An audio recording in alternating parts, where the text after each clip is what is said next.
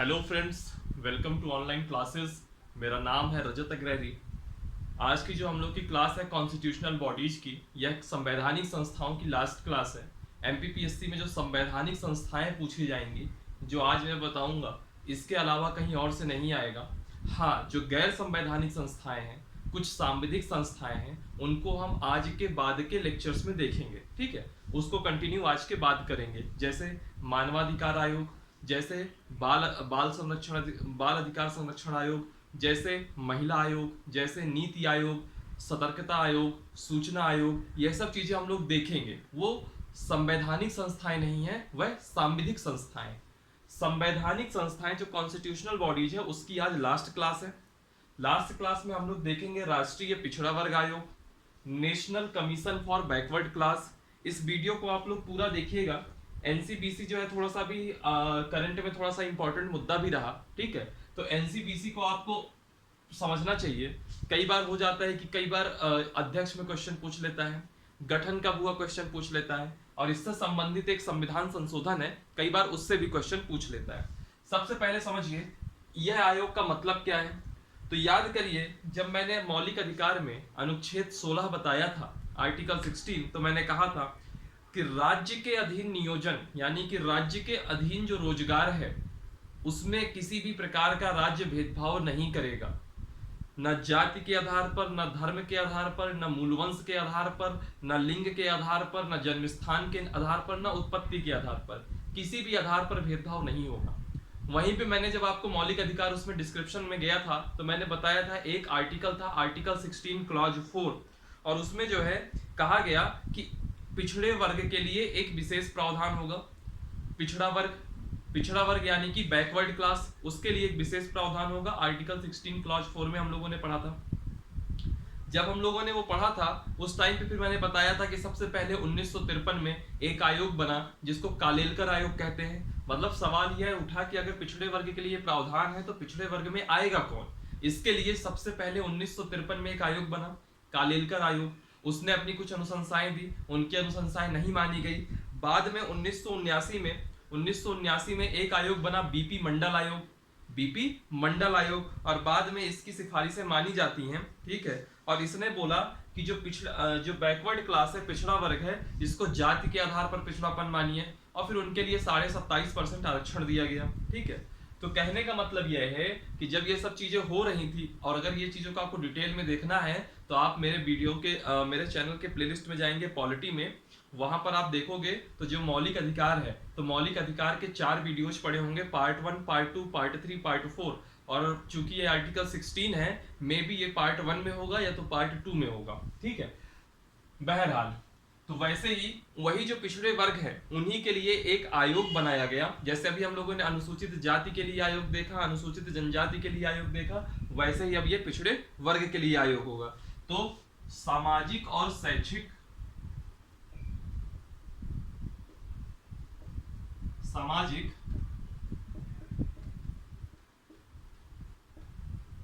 तथा शैक्षिक रूप से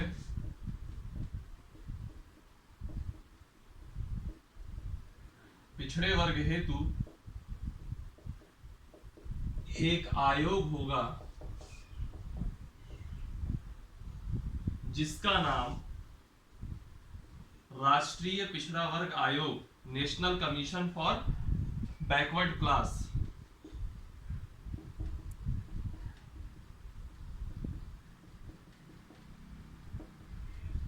ठीक, शुरुआत में क्या हुआ था, शुरुआत में जो इसका गठन किया गया था, ये कब किया गया था? 14 अगस्त, यानी कि 15 अगस्त के एक दिन पहले 1993 में, 1993, 14 अगस्त 1993 में इस आयोग का गठन किया गया था। और जब इस आयोग का गठन किया गया था, तब इसको संवैधानिक दर्जा नहीं प्राप्त था। जैसे हमने अनुसूचित जाति जनजाति आयोग में भी देखा था कि पहले उसको संवैधानिक दर्जा प्राप्त नहीं था, बाद में संवैधानिक दर्जा देकर के अनुच्छेद 338 में जोड़ा गया। सिमिलरली इसको भी संवैधानिक दर्जा प्राप्त नहीं था। ठीक है, बाद में क्या होता है, बाद में 102वां संविधान संशोधन। अब चूंकि 102वां संविधान संशोधन है, और आप लोगों को और कोई याद हो या ना याद हो, जीएसटी तो याद ही होगा। 101वां संविधान संशोधन, यानी कि 102वां संविधान संशोधन बहुत ही लेटेस्ट है। तो 102वां संविधान संशोधन, और ये किस सन में हुआ था? ये 2018 में हुआ था।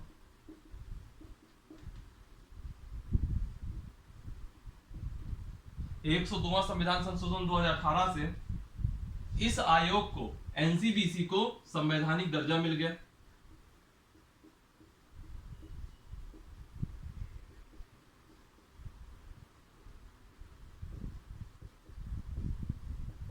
और इस संशोधन के माध्यम से 2 आर्टिकल जोड़े गए।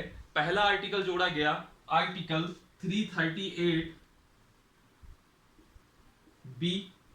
याद करिए, जब मैंने अनुसूचित जनजाति आयोग बताया था तो 338 ए की बात की थी, ठीक है। 338 हिंदी में का कहते थे, इंग्लिश में ए कहते थे। अब पिछड़े वर्ग आयोग की बात कर रहे हैं तो आर्टिकल 338 बी जोड़ा गया। इसके अलावा एक आर्टिकल और जोड़ा गया, आर्टिकल 342 ए। और इसके इन आर्टिकल्स के माध्यम से 102वें संविधान संशोधन 2018 में राष्ट्रीय पिछड़े वर्ग आयोग को संवैधानिक दर्जा मिल गया। तो यह इसके संवैधानिक दर्जा के प्राप्त होने के पीछे की एक हिस्ट्री थी, ठीक है। और एक चीज याद रखिएगा, अब इसका जो गठन होता है, जो स्ट्रक्चर कैसा है, संरचना क्या है, तो संरचना में इतना याद रखिएगा, मेंबर कौन होगा, मेंबर कितने होंगे, 4 मेंबर होंगे, 5 मेंबर होंगे, 10 मेंबर होंगे, 20 मेंबर होंगे, तो यह कौन तय करेगा? यह संसद तय करेगी, ठीक है। फिलहाल में जो आज की वर्तमान स्थिति है संरचना में, इसमें कुल कितने मेंबर हैं? 5 सदस्य हैं। जैसा अनुसूचित जाति आयोग में था, जैसा अनुसूचित जनजाति आयोग में था, सेम वैसा यहाँ पर भी है। 5 सदस्य होंगे, जिसमें एक अध्यक्ष होगा, एक उपाध्यक्ष होगा और 3 अन्य मेंबर होंगे। यह आपका अध्यक्ष हुआ, यह आपका उपाध्यक्ष हुआ, और ये 3 जो है आपके अन्य सदस्य हुए, ठीक है। और यह संख्या कम ज्यादा की जा सकती है संसद के द्वारा, ठीक। सवाल उठता है नियुक्ति कौन करता है? मैंने हमेशा बताया है, कभी भी नियुक्ति का प्रश्न आए सीधे आंख बंद करके लिख दीजिए राष्ट्रपति। नियुक्ति कौन करता है? राष्ट्रपति।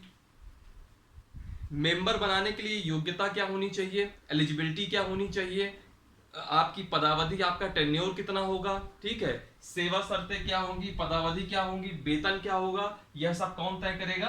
राष्ट्रपति तय करेगा। इसमें ये वेल नोन चीजें, इसमें कोई बहुत बड़ी चीज नहीं है।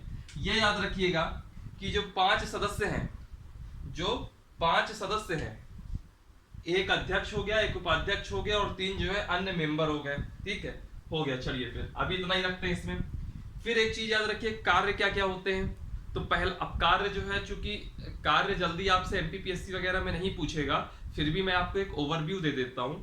पहला कार्य जैसे इसका क्या है, संसद के द्वारा जितने भी प्रकार के इस आयोग के लिए या इस वर्ग के लिए, सॉरी, पिछड़े वर्ग के लिए जितने भी प्रकार के कानून बनाए गए हैं, जितने भी प्रकार के उनके लिए मदद की जाती है, हर चीज की समीक्षा करना इसका एक कार्य है।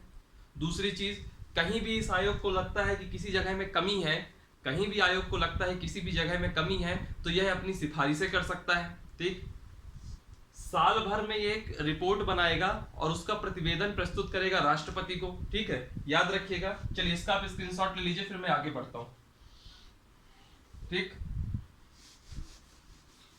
जो आयोग होता है, जब भी यह उचित समझे, वैसे तो इसको वार्षिकली हर ईयरली जो है प्रतिवेदन देना चाहिए, बाकी जब भी यह उचित समझे तो ये क्या करेगा? प्रतिवेदन देगा। किसको देगा प्रतिवेदन? राष्ट्रपति को। यह हम लोगों ने हर आयोग में देखा है, और जो हर आयोग में देखा है ना, वही सबके लिए सिमिलर है, ठीक है। तो वार्षिक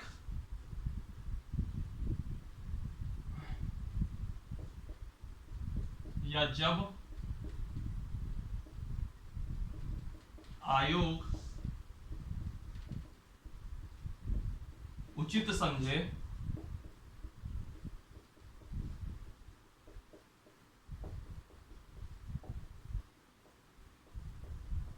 राष्ट्रपति को प्रतिवेदन करेगा। और जब आयोग राष्ट्रपति को कोई प्रतिवेदन देता है, एक अपनी वार्षिक रिपोर्ट एक प्रकार की सौंपता है, तो उसमें क्या होता है, देश भर में जो ये पिछड़ा वर्ग है उसकी स्थिति के बारे में पूरी रिपोर्ट जाती है। उनके लिए क्या सुधार किए जा सकते हैं, यह सिफारिशें भी उसमें रहती है। तो राष्ट्रपति क्या करेगा, इस प्रतिवेदन को संसद के पटल में रखेगा, संसद के पटल में रखेगा। तो संसद के पटल में जब रखेगा तो जो यह आयोग सिफारिशें करेगा, या तो संसद उन सिफारिशों को मान ले, सिफारिशों को मान ले तो कोई बात नहीं, अगर नहीं सिफारिशें मानती है तो वैसी स्थिति में सिफारिशें ना मानने का इनको एक ज्ञापन देना होगा, ठीक। और मान लीजिए इस प्रतिवेदन में कोई ऐसा पॉइंट है जो किसी राज्य विशेष से संबंधित है, मान लीजिए वो मध्य प्रदेश राज्य से संबंधित है, या मान लीजिए कि वो किसी और राज्य से संबंधित है, तो राज्य विशेष से संबंधित होने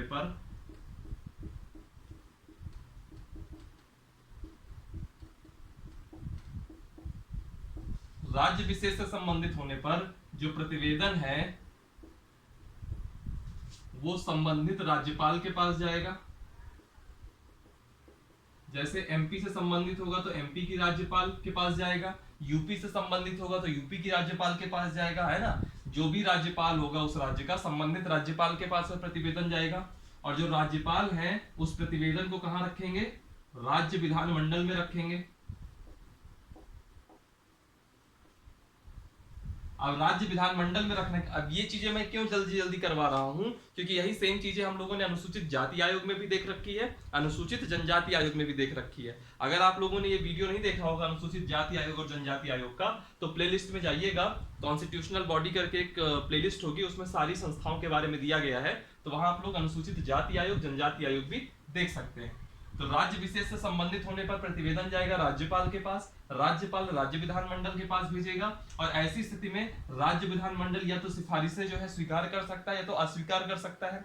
स्वीकार कर लिया सिफारिशें तो कोई बात नहीं, और अगर सिफारिशें अस्वीकार करता है तो उसके कारण बताने होंगे।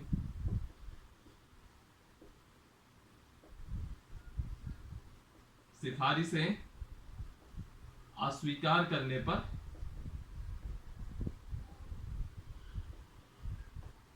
कारण बताने होंगे, ठीक है। और एक याद रखिएगा, किसी मामले की जांच करते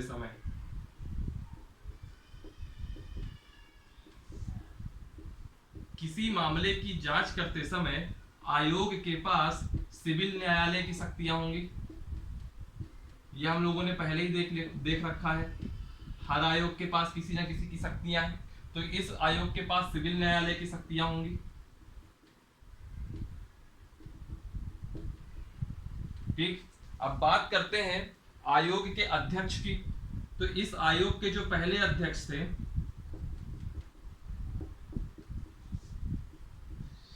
प्रथम अध्यक्ष से भी कई बार क्वेश्चन पूछ सकता है, और कई बार वर्तमान अध्यक्ष से क्वेश्चन पूछ सकता है। तो जो पहले अध्यक्ष थे वह थे आपके जस्टिस आर.एन. प्रसाद,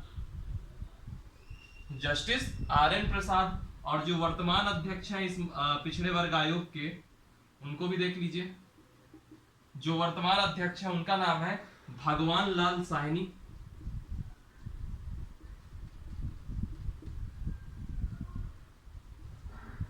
जो वर्तमान अध्यक्ष हैं उनका नाम है भगवान लाल साहनी। तो राष्ट्रीय पिछड़ा वर्ग आयोग ये हुआ। वार्षिक या जब आयोग उचित समझे राष्ट्रपति को प्रतिवेदन करेगा, संसद के पास राष्ट्रपति रखेगा। राज्य विशेष से संबंधित होने पर राज्यपाल के पास प्रतिवेदन जाएगा, राज्यपाल राज्य विधानमंडल में रखेगा, फिर सिफारिशें स्वीकार की जाएंगी, अस्वीकार की जाएंगी। अस्वीकार होने की स्थिति में उनको रीजन आयोग को बताना पड़ेगा। किसी मामले की जांच करते समय जो ये पिछड़ा वर्ग आयोग है उसके पास सिविल न्यायालय की शक्तियां होंगी। आयोग के जो पहले अध्यक्ष थे वह थे जस्टिस आर.एन. प्रसाद, और जो वर्तमान अध्यक्ष है वह है भगवान लाल साहनी, ठीक। अब आप लोग इसको स्क्रीनशॉट ले लीजिए, मैं इसको इरेज कर रहा हूं।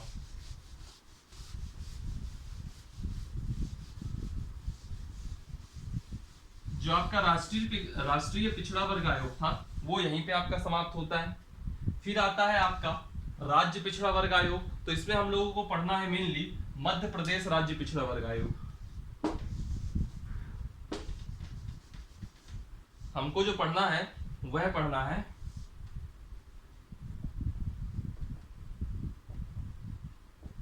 मध्य प्रदेश राज्य पिछड़ा वर्ग आयोग। सबसे पहले देखिए इसका गठन कब हुआ था, तो याद रखिएगा इसका जो गठन हुआ था वह हुआ था 13 मार्च 1993 को। ठीक। इसमें जो राज्य पिछड़े वर्ग आयोग होंगे, जितने भी राज्य वित्त आयोग या जितने जितने भी है, उसमें दो चीजें याद रखिए।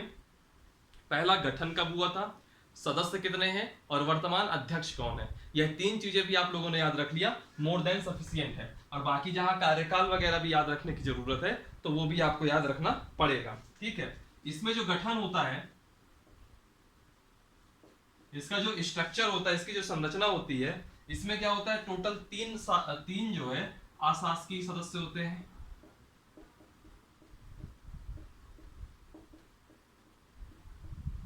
ठीक। जिसमें एक अध्यक्ष होगा और दो जो है अन्य अशासकीय सदस्य होंगे। ठीक है। और इनका जो सामान्य कार्यकाल रहता है वो रहता है 3 साल। 3 साल के लिए चुने जाएंगे, ऐसा मैंने पहले भी आपको बताया है, यहाँ पे भी बता रहा हूं। और जो अध्यक्ष हैं इस समय, जो मध्य प्रदेश राज्य पिछड़ा वर्ग आयोग के अध्यक्ष हैं, उनका नाम है राधेलाल। जो अध्यक्ष हैं उनका नाम है राधेलाल बघेल। ये अध्यक्ष है मध्य प्रदेश राज्य पिछड़ा वर्ग आयोग के। एक इसमें जो है मेंबर होना चाहिए जो अध्यक्ष होगा, बाकी दो अदर मेंबर होंगे। ठीक है। और इसका जो संचालक होगा वह पिछड़ा वर्ग कल्याण मध्य प्रदेश होगा। ठीक। और इस आयोग के लिए जो राज्य विधानमंडल होगा, इस आयोग के बजट के लिए कि कितना पैसा इसको मिलेगा, यह राज्य विधानमंडल तय करेगा और इसको उतना बजट में पैसा आवंटित किया जाता है और फिर यह आयोग अपने क्रियाकलापों में वह पैसों का खर्च करता है। ठीक है। तो मध्य प्रदेश राज्य पिछड़ा वर्ग आयोग में सिर्फ इतना है, आपको बेसिकली याद रखना है 13 मार्च 1993 और अध्यक्ष राधेलाल बघेल और 3 मेंबर हैं। बाकी इसके अलावा इसमें कुछ याद रखने की आपको जरूरत नहीं है। ये रहा आपका मध्य प्रदेश राज्य पिछड़ा वर्ग आयोग। इसके बाद एक छोटा सा संगठन, एक छोटा सा आयोग और है, उसको भी देख लीजिए। इतना इंपॉर्टेंट नहीं है, फिर भी मैं आपको करा देता हूँ, कई बार उससे क्वेश्चन पूछ लेता है। पूछा तो नहीं है अभी तक, लेकिन क्या पता पूछ ही ले, क्योंकि वह संवैधानिक संस्था अभी तक नहीं है, लेकिन है वो आयोग से ही संबंधित। क्योंकि हम लोगों ने अनुसूचित जाति आयोग किया, अनुसूचित जनजाति आयोग किया, पिछड़ा वर्ग आयोग किया, तो एक आयोग और कर लीजिए, राष्ट्रीय अल्पसंख्यक आयोग। और याद रखिएगा, जो ये राष्ट्रीय अल्पसंख्यक आयोग है यह संवैधानिक संस्था नहीं है, यानी कि इसको जो है किसी भी प्रकार का संवैधानिक आधार प्राप्त नहीं। राष्ट्रीय अल्पसंख्यक आयोग हुआ क्या था, 1992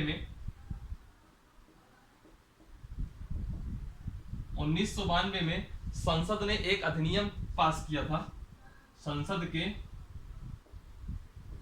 अधिनियम से स्थापित एक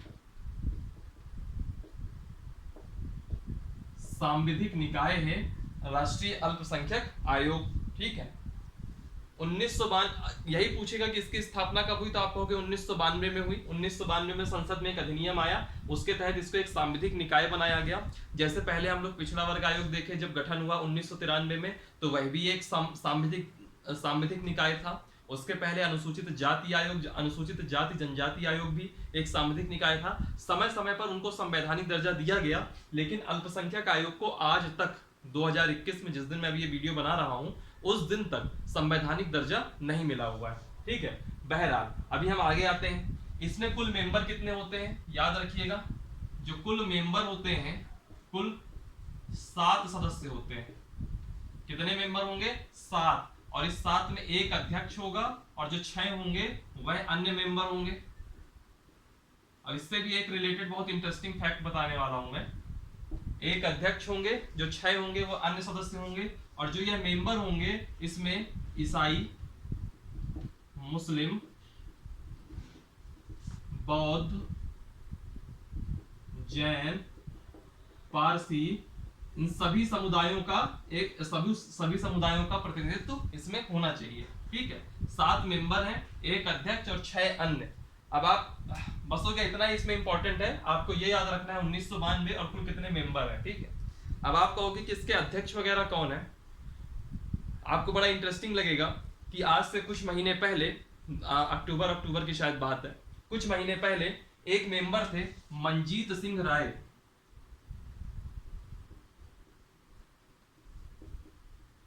मंजीत सिंह राय इसी में से, इन्हीं 7 सदस्यों में से एक मेंबर थे, तो इन्होंने इस्तीफा दे दिया। अब आपको लगेगा इन्होंने इस्तीफा दे दिया तो कौन सी बड़ी बात है, 7 मेंबर में से एक ने इस्तीफा दे दिया।